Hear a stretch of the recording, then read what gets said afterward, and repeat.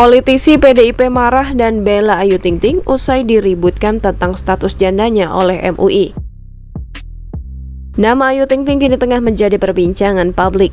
Hal tersebut tak lepas usai Ayu Ting Ting mendapatkan kritikan pedas dari Majelis Ulama Indonesia. Diketahui, kepada KPI, pihak MUI minta acara TV yang diisi oleh Ayu Ting Ting untuk segera dihentikan, sebab Ayu Ting Ting dinilai terlalu menikmati dan memanfaatkan status jandanya saat mengisi acara TV. Melansir Nova.id pada Rabu 16 Maret 2022, MUI diketahui ajukan permohonan pada KPI untuk menghentikan tayangan Facebookers.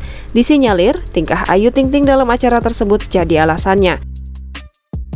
Wakil Sekretaris Infokom MUI Elvi Hudriah sebut jika Ayu Ting Ting selalu mengeksploitasi status jandanya. Menurut Elvi, Ayu Ting Ting kerap kali menggunakan status janda untuk memamerkan bentuk tubuhnya. Ayu Ting Ting juga dianggap sudah melewati batas lantaran gunakan status janda untuk bekerja. Tindakan Ayu Ting Ting ini dikhawatirkan bisa ditiru oleh publik dan dinilai tidak memberikan contoh yang baik. Oleh sebab itu, pihak MUI sempat layangkan permohonan kepada KPI untuk menghentikan tayangan Facebookers. Namun rupanya kritikan MUI kepada Ayu Ting Ting mendapatkan sorotan dari politikus PDIP Budiman Sujatmiko. Budiman Sujatmiko merasa heran karena MUI sibuk mengurus urusan yang menurutnya tidak penting. Dengan sikap seperti ini, Budiman mengatakan bahwa negara ini akan susah untuk dihargai.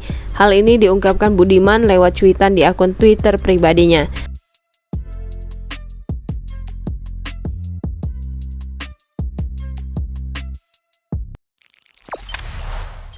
Jangan lupa subscribe, share, komen, dan like ya!